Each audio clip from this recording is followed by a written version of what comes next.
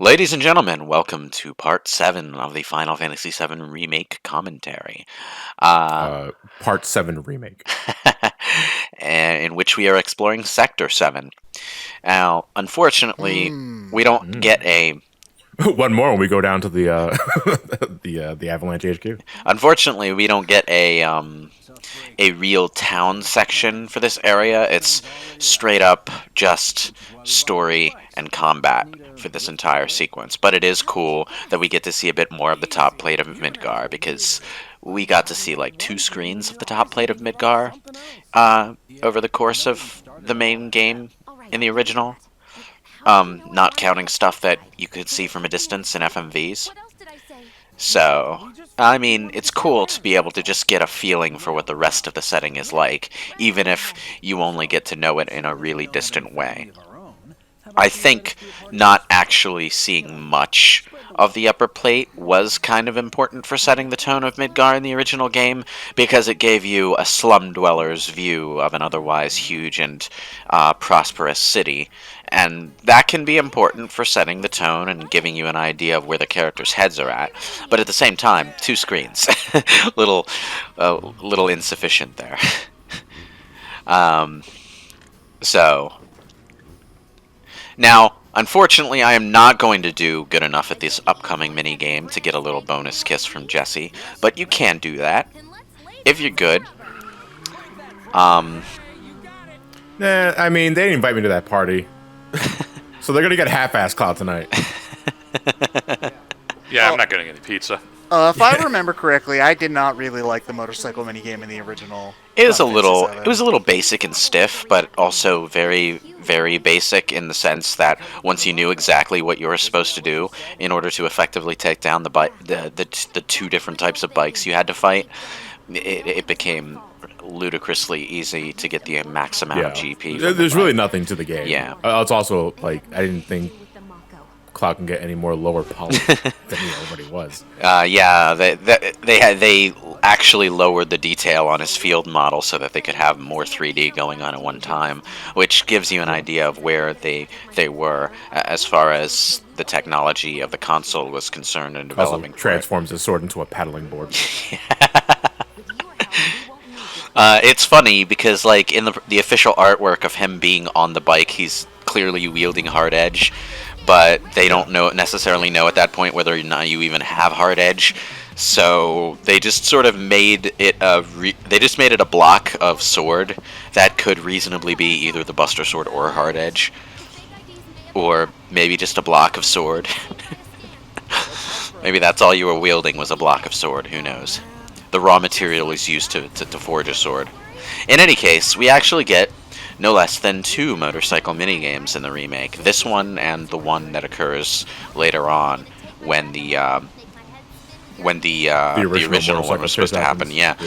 They mix it up by having these sort of boss fights that occur during the sequences. Fortunately, they realized that having these long extended sequences where you they realized that having these long extended sequences where you fight a bunch but don't gain anything actually for it would be a drag on future playthroughs. So, after you've completed the game and are selecting chapters from the chapter list, you can just skip these things entirely. You don't have to worry about them. Which is good. I approve.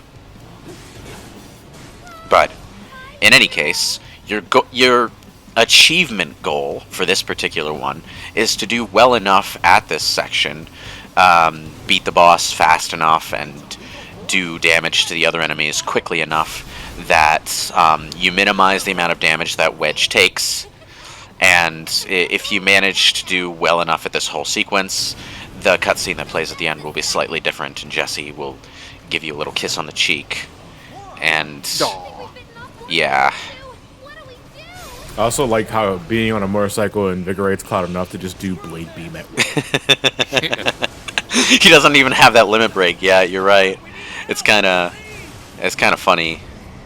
But I also like how Jessie asked you if you knew how to drive this thing after you've already been driving for 3 miles.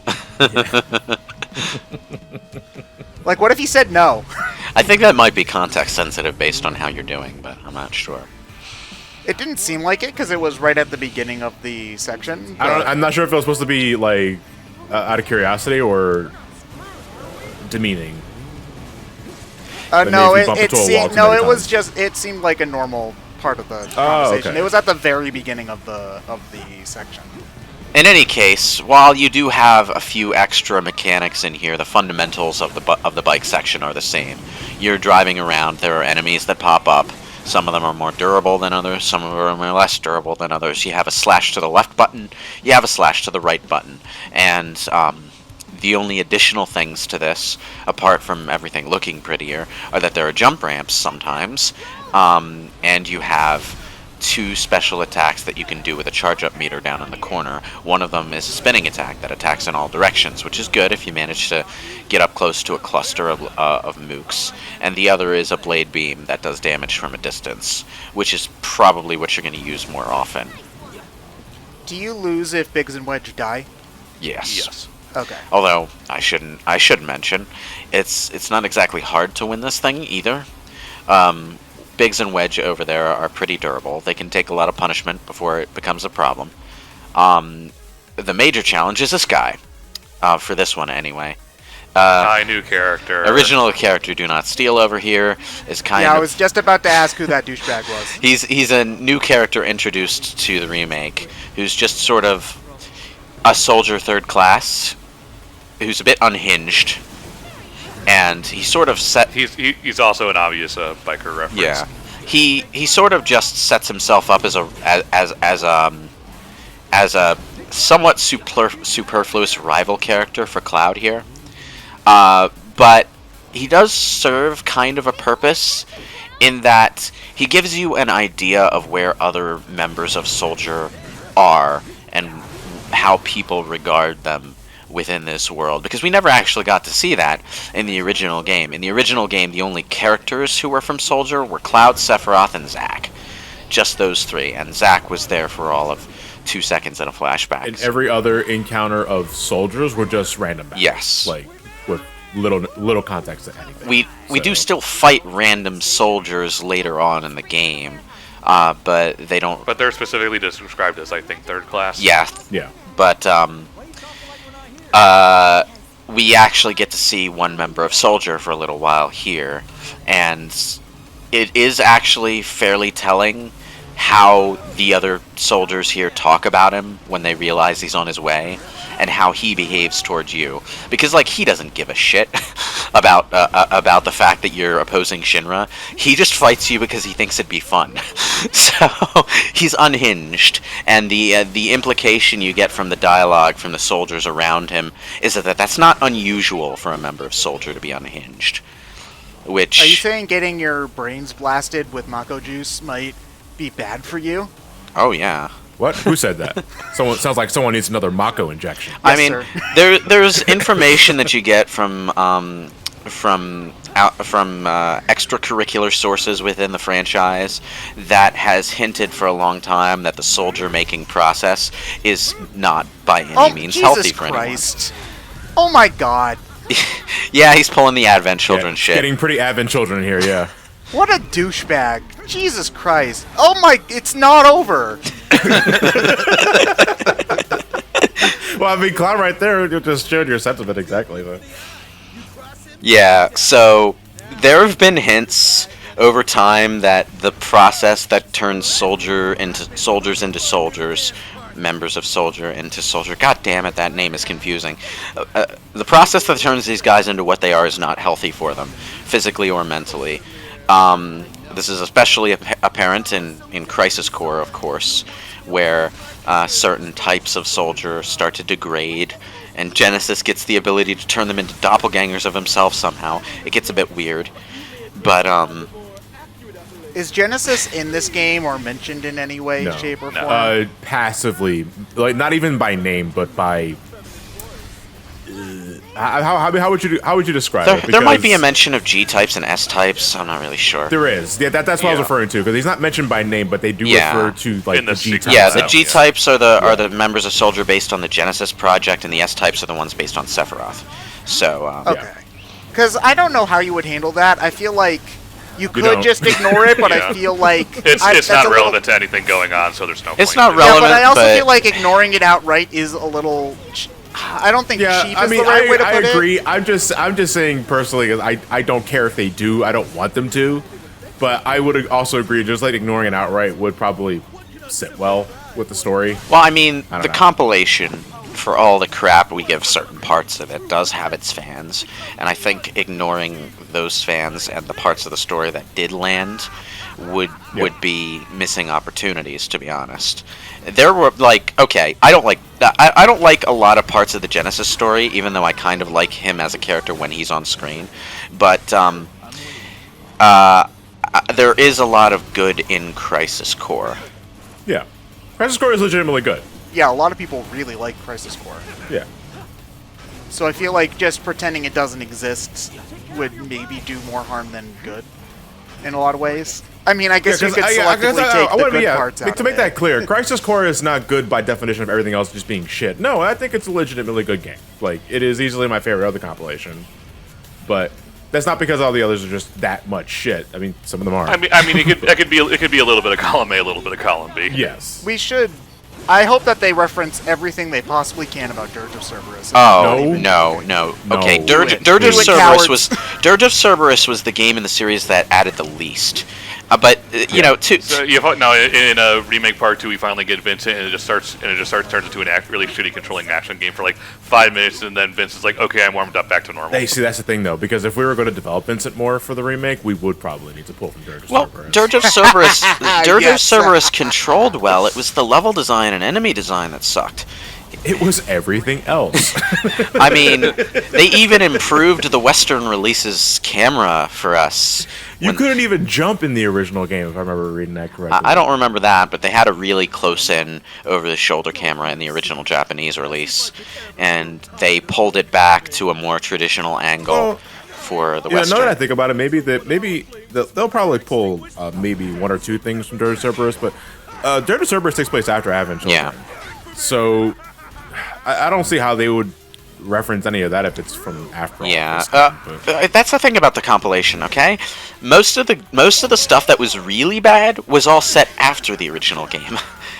The only worthwhile thing Dirge of Cerberus added to the original game was that it opened up on a cutscene that was intentionally written to reference the fact that Yuffie and Vincent didn't show up in the ending FMV of the original. So it explained where the fuck they were during all that.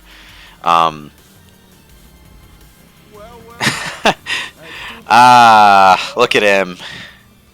He's so... your engine's on fire? He's so mildly disappointed that his bike is on fire and about to explode. You ever play Grand Theft Auto? You have seconds before that vehicle Jesus explodes. Christ, this guy is so gay for Cloud. He kind of is. No, that's not rough. That's like... He's not even trying to be subtle about it. Wow. Yeah, he's got that... Read the room, dude. He's not into you. He's got that sort of BBC Sherlock, what's the name of the guy? Moriarty, that's the one. It's not even just Moriarty. There are a lot of rival characters who verge onto, basically just having a crush on their rival. Yeah, but it was most insulting with Moriarty because they didn't need to do that. He was plenty. I mean, I haven't even played Persona 5, but I know that that's essentially the case with Akechi in that game. Not too. Really. He literally texts you, "I'm alone right now." Oh well, that's just what the game does whenever a character is. No. I've seen enough of that guy to know that he basically is crushing on you the entire. Well, the thing is, in Persona 5, whenever a character that you're social linking with is ready for a rank up, the game is programmed to have them send you a message, and it's important with Akechi because his availability is so strange. So you really need that notice to know when to go looking for him. Okay. And the way he does phrase it is context, based on context. Is he's telling you that he has time because he's usually so busy with his celebrity detective shtick. Anyway. Did these things leave a mark?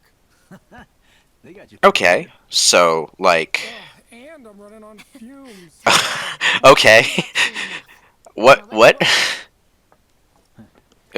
I think I'm referring to the goggles. Like at first, and then, fat guy hungry. Wedge.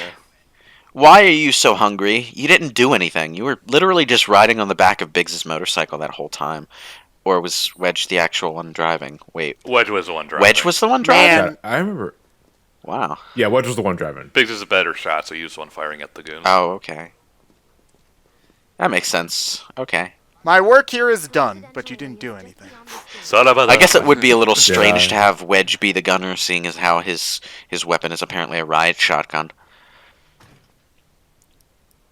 Yeah, but it's from Halo, so it's good at any range. Okay. Oh man, I hated this part of the game, but only because there were so many times where you can go the opposite way. And nothing. And For the there's subtle, nothing nothing's there. there. It's like, oh fuck. It is still cool to see Midgar at street level. I'm glad we had a chance to spend a little bit of time up here, even if we didn't get to explore as well as I would have liked. I would love if they created a spin-off in the Final Fantasy VII Remake universe where you're playing as maybe a different character entirely, doing just stuff that isn't relevant to the original game's plot, and it's all set in Upper Plate Midgar. That would be cool. We'll call it a Yakuza Shinra edition. No, Final Fantasy VII Kamurocho edition. Yeah, you just have a guy who looks suspiciously like Kazuma Kiryu, but not quite Kazuma Kiryu. So he has like a mustache Okay, or something. Tokyo Xanadu has a side character that you encounter in the Entertainment District. The Entertainment District has some signage that suggests it's based on the same part of town that Kamurocho is. But, okay, the main character that represents the Yakuza faction within that story is literally designed to look like Kazuma Kiryu. He's got the same hairstyle, the same color suit, the same goatee, and, like, I think the only defining feature that sets him apart from Kazuma, apart from him being anime style, is that he has a scar on his face somewhere. So, that was charming. So yeah, Sega, partner up with Square and make a Yakuza game set in Midgar. They would need to write some better side quests if they were going to do that, though. But, it could work. It could be an interesting little experiment. God damn it, I won't get invited to the party and I miss out on Midgar pizza. Ah. I did all the work and I don't even get Life of a fucking mercenary is hard. This is a fun little story beat, though. I enjoyed it. Even though it's, like, basically impossible for anything to go wrong while you're in here. Is this optional? No, you have to do this before the main combat portion of the mission kicks in. But basically, while Jessie, Biggs, and Wedge are distracting Jessie's mom, you have to sneak in and steal a warehouse pass from Jessie's father, who happens to be a Shinra employee and is also in a coma because of a reactor accident. This reactor accident was the impetus for Jessie joining Avalanche. She was originally an actress who was going to be working in the Gold Saucer. You found out none of this in the original game, so this is all. This is not even a thing. This is all entirely new material, and it's good new material. I give it some credit. I also like the entirely extraneous detail of there being way too many cats in the neighborhood. Why Wedge is such a fanatic? Just 5 or 6 stray cats just hanging around this house. Well, I mean, I think it would make sense for Jessie's mom to be a crazy cat lady, considering her daughter left and her husband's in a coma. So, Well, there's no hint that any of these cats belong to Jessie's mom or anything. No, just basic alley cats. Yeah, they're just cats that happen to be there to make the cutscene a little more interesting while you're... Though I like Wedge to be Catmancer for next game. They couldn't just ask her mom, hey, can we borrow that warehouse pass? No, that would raise too many flags. And of course, because this game is so in love with ambient dialogue, you get to listen in on some conversations while you're in here trying to steal the card. Because the thing is that despite her current appearance, I think Jessie's parents still don't know that she's part of Avalanche. No, they don't. Yeah, she's trying to hide it, which is why she's asking Cloud to steal it in the which first is also place. why she just came in here in the middle of the night wearing that battle gear. It is a little strange, isn't it? But I came all the way here from the Gold Saucer for your pizza, Mom. It was cosplay night. I was cosplaying as an if she was eco-terrorist. traveling from the Gold Saucer to get here, it does make sense that she would have some sort of self-defense gear on. Because, wasteland filled with monsters, kind of important. But, you know, it is strange that they didn't give her an alternate costume for this scene. But I mean, you know how it is. You have to have your battle gear for your Triceratops tanks on the way over. Which they better put in part 2. I have confidence they will, because they gave us the fucking Hell House, dude. And that was the one thing I needed. it'll probably get a boss fight, yeah. Just hopefully not one that lasts quite as long as the Hell House. Tank Ceratops. Is that supposed to be Jessie in the right picture, or? Yeah. I believe so, yeah. Yeah, that's her singing, too. It's a little difficult to tell because between the detail on the photographs and the somewhat different art style that they use. I mean, I guess it could be her mom as well. It could be. You do get to pick up and look at some What's this? some random stuff while you're in here. Nice details. Dear Mom and Dad, sorry for Uh, sooner, but I am kind of... I'm an actress now.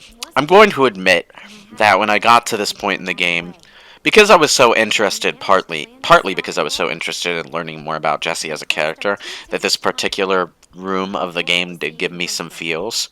But it's also a bit strange because this is the only part of the game, I think, where you have this sort of modern adventure game exploration of a room to examine a bunch of little things and learn about a character. I think this I'm is... surprised when they were doing the letter about the Jessie being the star of a play, they didn't make a 6 or a 9 reference A what? in that. Oh, The yeah, sixer. they could have, like, mentioned, like, the name of the play, like, I Want to Be Your Canary, or... Yeah, or the opera from 6 or or- whatever. Right. No, I think Nice that little- there are a couple of situations they could do something like this in the later games. Like, I'm sure that they could do a walk around and look at everything part in, like, Nibelheim in, like, the mansion. Oh, or Nibelheim, whatever. you know they're gonna... Oh, yeah, for Tifa's Right, room at the right very time. least, because that was already in the original game. In fact, I wouldn't be surprised if this part of the game was considered a sort of test run for that. To try and see what sort of stuff that they could jam into a room to make it interesting to look around. But yeah, just a little slow-paced jaunt before things really hit the fan in the next bit. Effective. I guess it is also a nice break from the Advent hype. Children Motorcycle Circus Olay. That was I'm still reeling from that stupid bull that guy was doing. Like, I mean, granted, yes, that's exactly why you're playing this kind of game for. But I mean, Jesus, that's the most anime thing I've seen all week. To be fair, even when Final Fantasy VII Remake verges on Advent Children bullshit, it at least has a stronger sense of gravity, as in the force that pulls you down toward the earth and not the metaphorical kind of gravity that you would mention. Yeah, you're not Yeah, flying around. there You is don't just no ignore physical gravity. dragging that guy to the ground. until In he Advent feels like Children, it's pretty much like the characters are literally playing Dissidia and they can fly.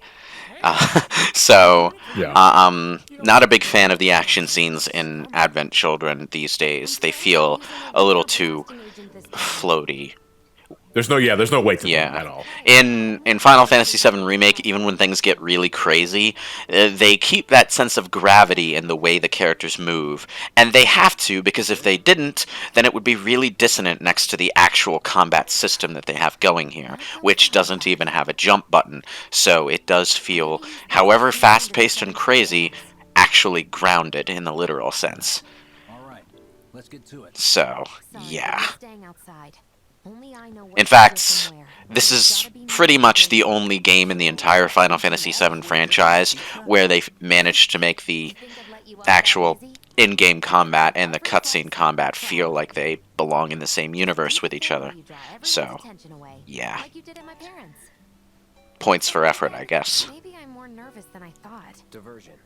Yeah, that. She forgot the word. It's Soldier. She forgot the word diversion. Okay. All right. Damn well what you mean. Somehow I think that would probably make more sense in Japanese, Make sure the but target's focused on the outside. okay. Exactly. Couldn't have put it any better.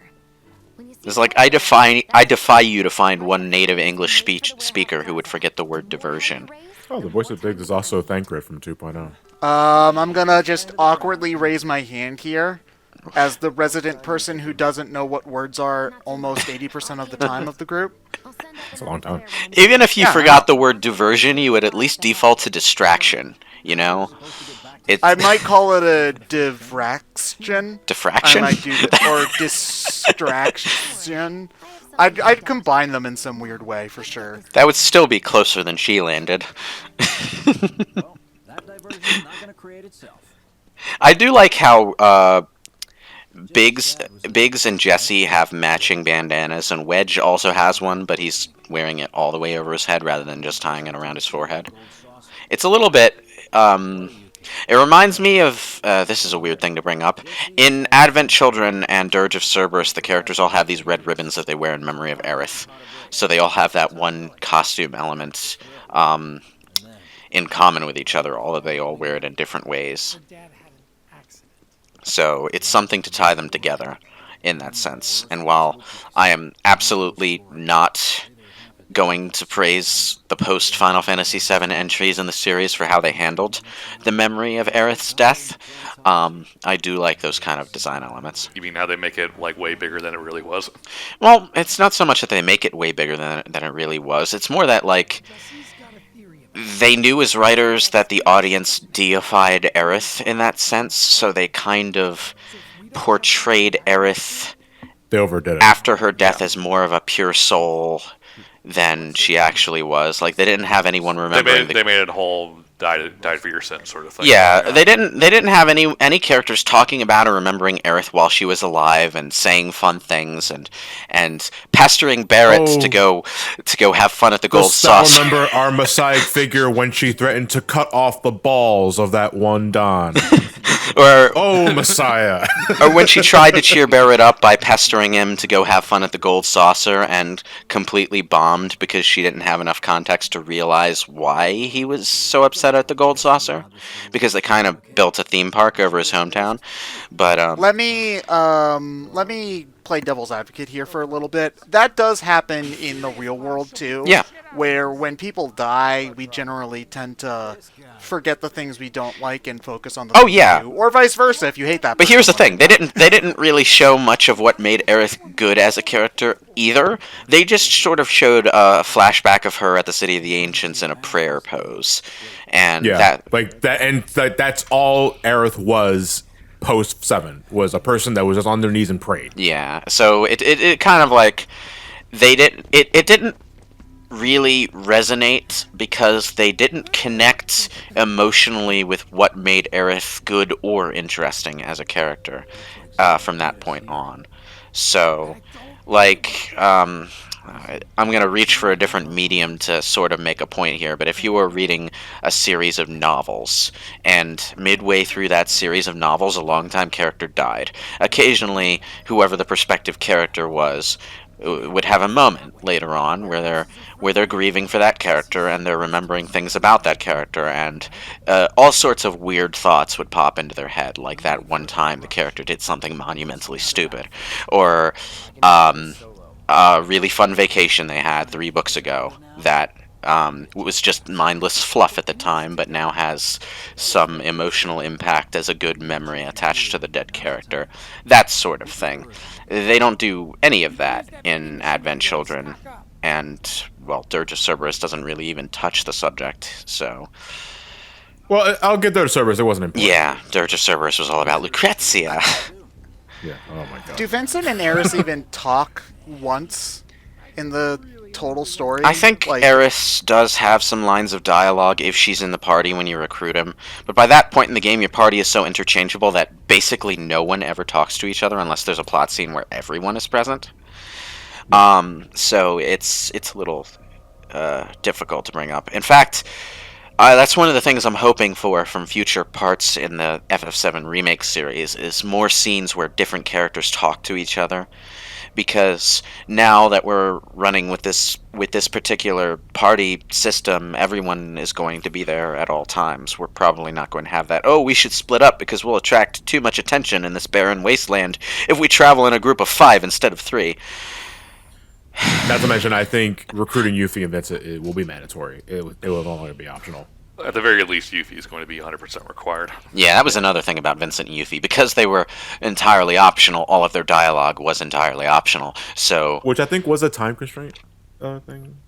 Originally, might I have think been. they weren't originally supposed to be optional. They're supposed to be mandatory, but the last. Well, I minute mean, they I kind of like optional characters, depending on the game, granted. But I feel like it's a really, really cool reward to get an extra party member, because it's not something you usually expect, and it's so rare. Unless if you're playing like Chrono Cross or Suikoden, where you have like 70 party members, and then you're like, oh, great, Oh my another god! party Fucking member. the Saga Scarlet Grace game that I was playing for the channel a couple of they were like. I lost count after 1,000. There's a certain charm to be had from a game that is designed around a large cast of optional party members, but it's a different kind of thing. In the case of a game like Final Fantasy, though, most of the cutscenes have to be written under the assumption that the optional party members aren't there. So the result is that those optional party members can't have any real impact on story events. So Well, that's why I think that getting an extra party member is more impactful in a game like Final Fantasy VII versus a game like Final Fantasy VI, even, where that game didn't go nearly as overboard as, say, Chrono Cross, but there's still, like, what, 16 playable characters? About 14. 14? Yeah, that's still a lot, so by the time you get character number 12, you're like, yeah, whatever. But when you find Vincent, you're like, whoa, cool. He's an extra one party member you couldn't have gotten before out of, like, your total of, what, 8? In that game. well, So, that and the party members in Final Fantasy VI who were optional were just stuff like a Yeti who doesn't talk, w- A mimic who just says what you do. a Moogle who I mean, who there's a commands lot the of Yeti? there's a lot of fluff characters in Final Fantasy VI. Like Gal Yeah, literally. really doesn't add a lot. Drago doesn't really add a lot. Samurai dude doesn't really add anything. I don't know. No, everybody has their arc, so whether it's but that's I six can't in a even nutshell. remember Samurai dude's name. His so, name is you know. either Cyan Cyan. or Cayenne, depending on the region. I say Cyan. Yeah, Cyan. I can't even tell if you guys are right or not because it's just gone. Oh, It's what, just- like, no, I'm right. I only know Cayenne because there's another character with the same name as his Japanese name in the Trails series. Yeah. Listen, I'm just saying you could have said, yeah, his name is Kevin, and I would be like, yeah, sure, his name's Ted. Kevin. His name is Ted. I'm surprised you remember that because it's literally the same name. As It's yours. not really that Cyan doesn't add anything. It's more like he's very bottom loaded. All of his character significance to the plot is concentrated around the same story in which he's recruited, which is the poisoning of Doma. And then he does nothing. That thing's never brought up again, and he's also bad in battle. So Well, he that's never because uses them. because of the number of characters that Final Fantasy VI was made. You might notice that a lot of dialogue boxes in that game have no character name in them. That's because they are written under the assumption that you can have any fucking one in your party at that point, and they didn't want to write unique dialogue for anyone, so they just wrote dialogue lines that could be said by anyone, didn't have any particular character or personality injected into the wording, and didn't have a character's name on them, so that they could just trigger them no matter who you had in your party, and you can imagine anyone saying them. Yeah, that's great, is having totally generic dialogue that anybody could say, even the kid who doesn't know how to talk. Isn't that right, Gao? Square flirted with that kind of thing a lot around that time, but they didn't really master it until Chrono Cross, oddly enough, where they had this system where, yeah, there were generic lines of dialogue that could be spoken, but the system would apply different accents and portraits and character names to those lines of dialogue, depending on who was in your party and who was saying them. So it worked pretty well there, all things considered. I know that this game came out 10 years later, but I'm just spoiled by stuff like Paper Mario and the Thousand Year Door, where literally every single line of dialogue in the game is uniquely written for every single party member's personality and speech mannerisms. Yeah. So, yeah, granted, I know I'm spoiled by games that have 10 times the data space for this kind of shit. But, I can't help what I've been introduced to. Yeah, I get what you're saying. In any case, we will see you all in part 8, where hopefully we'll talk about the boss that we're about to fight, but probably not.